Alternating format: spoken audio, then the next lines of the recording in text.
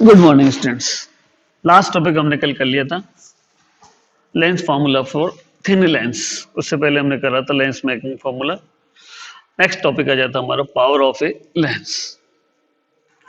Definition कहती है the ability of a lens to converge or diverge the ray of light falling on it is known as the power of the lens. किस चीज की ability? Converge या diverge करने की। किसको? जो भी रेज लेंस पर इंसिडेंट हो रही है उनको कन्वर्ज या डाइवर्ज करने की जो पावर है उसे ही हम लेंस की पावर शो करते हैं। डायग्राम देखें। प्रिंसिपल एक्सिस के पैरेलल रेज जो डबल कॉन्वेक्स लेंस या कॉन्वेक्स लेंस पर इंसिडेंट हो रही है, लेंस से रिफ्रैक्ट होने के बाद किसी एक पॉइंट पर कन्वर्ज हो रही है, तो जो पैरेलल जानी चाहिए थी वो बेंड हो रही है। तो ये बेंडिंग करने की जो पावर है उसे हमने नाम दिया पावर ऑफ लेंस। गौर से देखें, दो कॉन्वेक्स लेंस दिखाए गए, एक जो थिन है, एक जो थिक है। थिन की बात करें तो जब ये कन्वर्ज करेगा तो ये कन्वर्ज दूर करेगा। दिख रहा है बेंड होके कम बेंडिंग हो रही है, दूर जाकर इसका फोकस यहाँ आ रहा है, जबकि इसमें फोकस पास में आ रहा है। तो यहाँ देखा जाए तो दूर फोकस कर रही है, इट मीन्स यहाँ फोकल लेंथ ज्यादा है इसके कंपैरिजन में। कहने का मतलब है लार्ज एफ, जिन लेंसेज की फोकल लेंथ लार्ज होती है उनकी बेंडिंग पावर स्मॉल रहती है, और जिन लेंसेज की फोकल लेंथ स्मॉल होती है उनकी लार्ज बेंडिंग पावर होती है। इसका मतलब बेंडिंग पावर और फोकल लेंथ में इनवर्स रिलेशन दिखाई दे रहा है। देखें कि लार्ज एफ है, एफ ज्यादा है तो बेंडिंग स्मॉल है, पैरेलल से जो बेंड खा रही है उसकी बेंडिंग एंगल कम आ रहा है, स्मॉल बेंडिंग पावर। यहाँ स्मॉल एफ है पर large bending power. Then conclusion क्या निकला कि power of a lens may be also define as the reciprocal of the focal length, कि जिसकी फोकल लेंथ कम होगी उसकी पावर ज्यादा होगी, जिसकी फोकल लेंथ ज्यादा होगी उसकी पावर कम होगी। तो यहाँ जो दिखाई दे रहा है इट मीन्स ये जो कॉन्वेक्स लेंस है इसकी जो पावर है वो इसके कंपैरिजन में ज्यादा है। इसका मतलब लेंस यदि थिक है तो उसकी पावर ज्यादा होगी, लेंस यदि थिन है तो उसकी पावर कम होगी। तो power is a reciprocal of focal length, P is inversely proportional to F। तो ऐसे यूनिट ऑफ पावर, ये बोल रहा पावर को यदि हम ऐसे यूनिट में डिफाइन करें तो P is equal to 1/F। F यदि मीटर में काउंट की जा रही है तो 1/मीटर, जिसे पर मीटर कहा जा सकता है, पर मीटर को यहाँ डायोप्टर नाम दिया गया। इसका मतलब ऐसे unit of power of a lens is measured in dioptre. Power this F in metre, तो फॉर्मूला बन जाएगा P this equal to 1/F। F metre direct, इसका डायरेक्ट पावर जो है डायोप्टर में कन्वर्ट की जाएगी, और यदि इसे सेंटीमीटर में चेंज कर दे तो 100/F फॉर्मूला बन जाएगा। फ्रॉम लेंस मेकर फॉर्मूला हमने अभी फॉर्मूला पढ़ा 1/F this equal to mu minus 1/R1 minus 1/R2। 1/F को पावर से रिप्रेजेंट किया जाता है, power this equal to 1/F mu minus 1/R1 minus 1/R2। इसका मतलब power is directly proportional to mu. Next आ जाता है कॉम्बिनेशन ऑफ थिन लेंस। दो अलग अलग थिन लेंस है, एक कॉन्वेक्स लेंस की focal length f small f1, एक की small length small focal length small f2। Principal axis पे पॉइंट O पर कोई पॉइंट सोर्स O रखा है जिससे इंसिडेंट होने वाली रेज पहले F1 पे या लेंस L1 पे इंसिडेंट होगी, देन पास आउट होके L2 से पास आउट होती है, इमेज फाइंड आउट करेगी। जब इससे पास आउट हो रही है तो रिफ्लेक्शन के कारण यहाँ जाएगी, कब? इसकी एब्सेंट में तो यहाँ बनेगा, और अगर इसे भी प्रेजेंट माने तो यहाँ बनेगा। इसका तो दो इमेज दिखाई दे रही है, एक जब L2 को एब्सेंट मान रहे हैं तो I1 बन रही है, एक जब L2 को प्रेजेंट मान रहे हैं तो I1 बन रही है। देखा जाए तो इसके सेंटर से, ऑप्टिकल सेंटर से ऑब्जेक्ट की distance, object distance u, image distance I के लिए v, I डैश या I1 के लिए v dash. Let O be the, O क्या है? पॉइंट सोर्स ऑब्जेक्ट है। Let O be the point object placed on the principal axis of the lenses. If second lens not present, second lens को present नहीं मान रहे हैं तो reflection के बाद इमेज बनेगी I1 पर। क्या कह रहा है? If second lens not present then the first lens form an image at I1 of the object. Then lens formula 1/f this equal to 1/v minus 1/u, तो यहाँ फॉर्मूला बन जाएगा 1/f1 या f डैश कुछ भी बोलो, 1/f1 this equal to 1/v1 minus 1/u। Equation number 1 करते हैं। कब माना ये फॉर्मूला? जब हमने लेंस L2 को एब्सेंस माना है। अगर लेंस L2 को प्रेजेंट माने तो निश्चित है इससे इमेज I1 पर न बनकर I पर बनेगी। और इस कंडीशन में जैसे हमने कल उसमें देखा था, जो I1 है वो इस कंडीशन में ऑब्जेक्ट की तरह बिहेव करेगा और उसकी इमेज I पर बनेगी। देखें, since second lens is in contact with the first के साथ कॉन्टेक्ट में रखा हुआ है, so I1 act as a virtual object. I1 क्या करेगा? एक वर्चुअल ऑब्जेक्ट की तरह बिहेव करेगा for the second lens which from the image I at the distance V। Then फिर अगर हम इस कंडीशन में लेंस L2 के लिए thin lens formula find out करें, formula 1/f this equal to 1/v। 1/v का मतलब image distance minus 1/u means 1 object distance. अब ऑब्जेक्ट की तरह V1 वर्क कर रहा है तो ऑब्जेक्ट डिस्टेंस बन गया आपके U की जगह V1, तो फॉर्मूला बन जाएगा 1/f2 this equal to 1/v minus 1/v1 या V डैश जो भी है। Equation number 2। Add the equation 1 and 2, दोनों को ऐड कर दिया जाए तो 1/f लेफ्ट हैंड साइड में लेफ्ट हैंड साइड ऐड होगा, फॉर्मूला बन जाएगा 1/f1 plus 1/f2 this equal to 1/v1 minus 1/u minus 1/v1।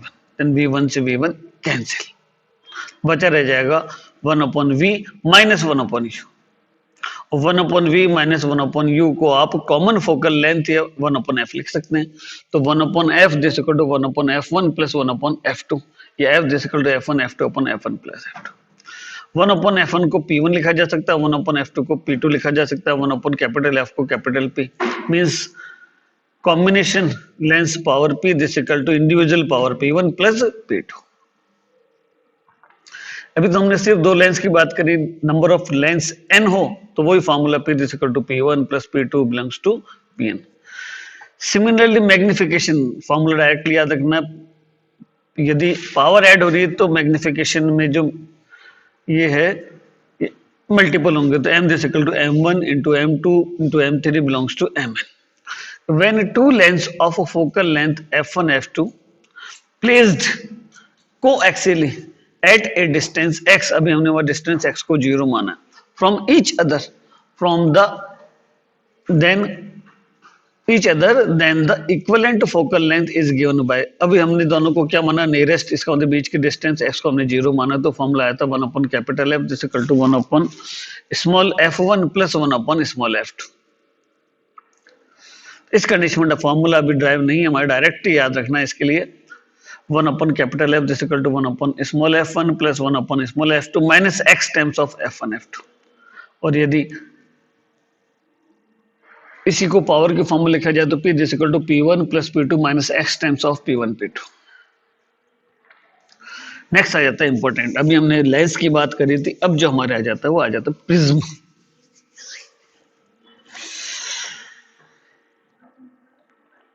तो थिन लेंस फॉर्मूले में हमने अभी तक जो टॉपिक पढ़े उसमें हमने टॉपिक पढ़ा, पहला जो फॉर्मूला जो इंपॉर्टेंट मोस्ट इंपॉर्टेंट मैंने बताया था,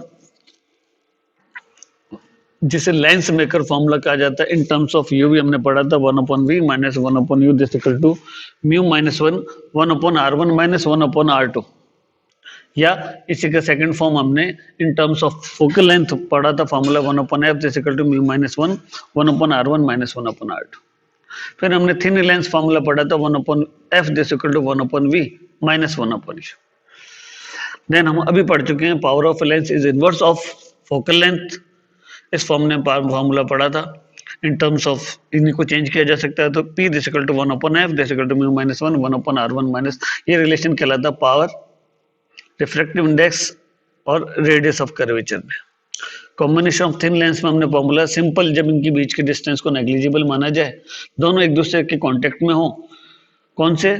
दो कॉन्वेक्स लेंस है L1 L2, इसकी जगह कॉनकेव हो तो भी फॉर्मूला यही रहेगा, फॉर्मूला रहेगा 1 upon capital F this equal to 1 upon small f1 plus 1 upon small f2। But दोनों के बीच की डिस्टेंस x हो तो इसका एडिशन फॉर्मूला चेंज होकर बन जाएगा 1 upon capital F this equal to 1 upon small f1 plus 1 upon small f2 minus x upon f1 f2। Next हमारे जो इंपॉर्टेंट आ जाता है बेटा prism. Prism formula most important, बड़े क्वेश्चन में जब भी आता है तो प्रिज्म फॉर्मूला ही आता है। ये हमारे प्रैक्टिकल भी है इसमें, तो हमको इसको गौर से अच्छी तरह से पढ़ना है। देखिए, a prism is a portion of a transparent medium bounded by two plane faces inclined to each other a suitable angle. This angle is called refracting or angle of prism। दो बाउंडेड सरफेस जो एक दूसरे के contact में है, जिनके बीच का angle A है, जिसे हमने प्रिज्म एंगल कहा है। इस टाइप का जो बनने वाला इंस्ट्रूमेंट है इसे प्रिज्म नाम दिया गया। प्रिज्म पे इंसिडेंट रेज होगी जिसका रिफ्रैक्शन होगा, रिफ्रैक्शन से हमने पढ़ा था डिस्पर्जन, डिस्पर्जन प्रिज्म से ही होता है, आगे पढ़ेंगे उसे। अभी हम रिफ्रैक्शन की बात कर रहे हैं, तो हमारे जो टॉपिक है रिफ्रैक्शन थ्रू ए प्रिज्म, बड़ा टॉपिक है, समझे।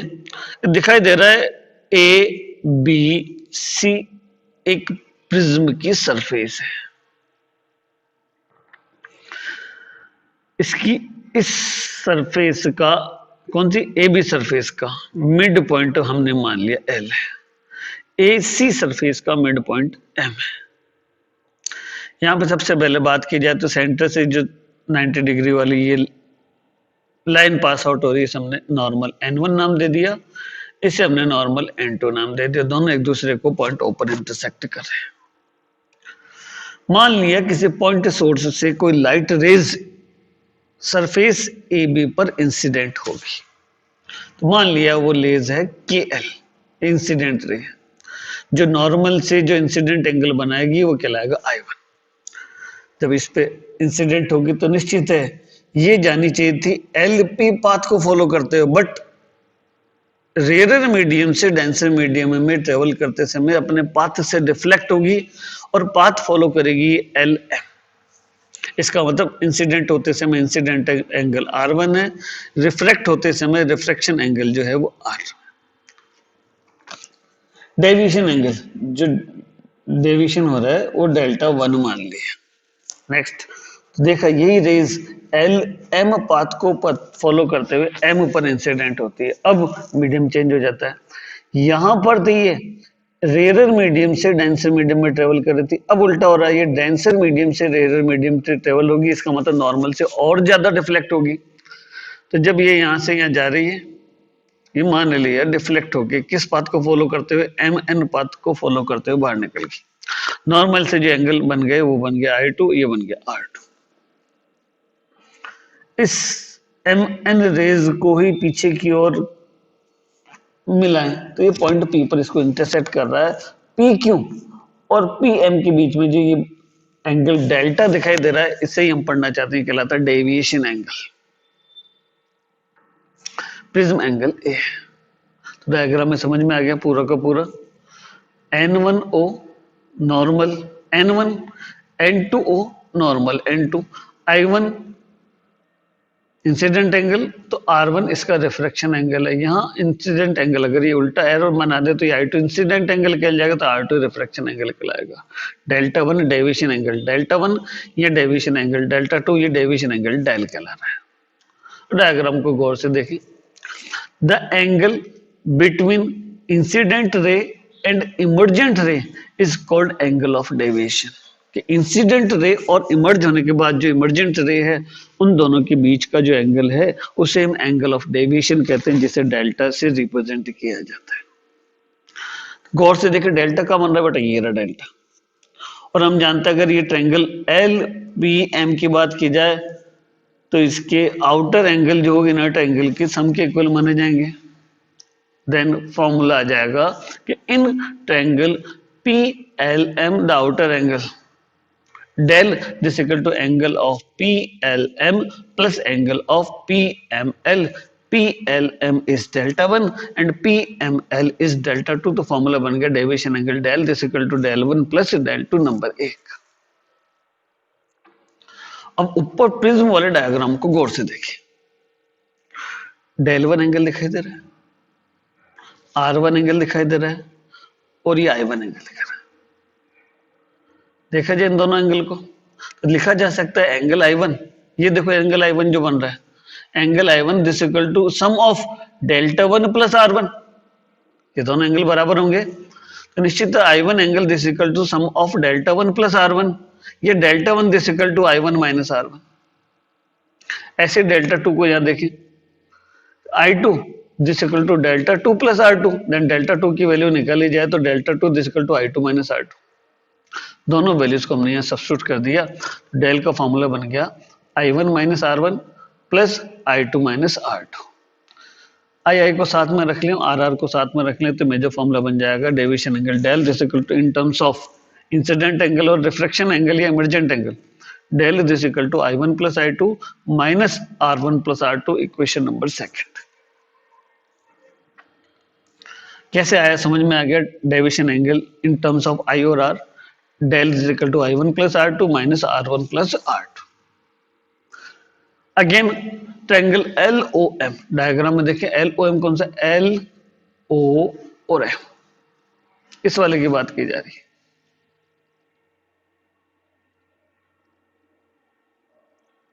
कौन से वाले, LOM। गौर से देखें एंगल LOM में angle O plus angle R1 plus angle R2, किसी भी ट्रायंगल के तीनों एंगल का सम 180 डिग्री होता है। तो angle O plus R1 plus R2 this equal to 180 degree.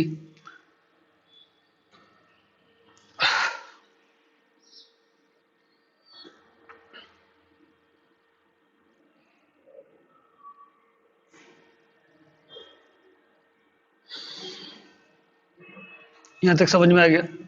Then 180 degree दिखाई दे रहा है, कौन सा, angle O plus R1 plus R2 180 degree. Similarly AMO कौन सा, LAM और O, इन सब का सम होगा 360। ये दोनों दिख रहे हैं रेक्टेंगल हैं।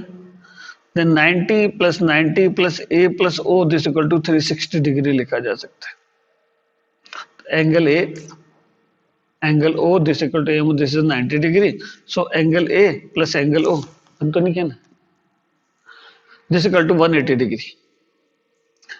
यहां अगर वैल्यूज रख दी जाए तो R1 plus R2 this equal to angle A, और इस वैल्यू को हमने यहाँ सब्स्टिट्यूट कर दिया। देन डेल की इक्वेशन आ गई, del this equal to I1 plus I2 minus A। ये आ गया डेविएशन एंगल निकालने का formula in terms of I और A is a prism angle. Next from Snell's law पढ़ा हमने, रिफ्रैक्शन या index, refractive index mu this equal to sine I upon sine R। यह बन जाएगा mu this equal to sine I1 upon sine R1। Angle बहुत छोटा हो तो साइन I1 को I1 से रिप्लेस किया जा सकता है, साइन R2 को R1 से। Mu this equal to I1 upon R1, then I1 this equal to mu R1। Similarly जहाँ I2 वहाँ म्यू R2 सब्स्टिट्यूट किया जा सकता है। दोनों I1 I2 की वैल्यूज रख दें, म्यू कॉमन आ जाएगा, फॉर्मूला बन जाएगा del this equal to mu times of R1 plus R2 minus A। ऊपर पढ़ा हमने जहाँ R1 R2 है उसका सम, ये पढ़ा हमने R1 प्लस R2 A से रिप्लेस किया जा सकता है, तो यहाँ R1 प्लस R2 की जगह A लिखें। Del this equal to mu A minus A common आ गया, del this equal to mu minus 1 into A। This is the relation, कई बार आया हुआ relation between deviation angle, refractive index and prism angle. Next आ जाता है prism formula. मैंने कहा था ये यहाँ तक तो आपको प्रूफ करने पड़ेगा, जब प्रिज्म फॉर्मूले की बात आएगी तो इसमें और ऐड हो जाएगा। ये प्रिज्म फॉर्मूला हम कल ड्राइव करेंगे। Okay, thank you.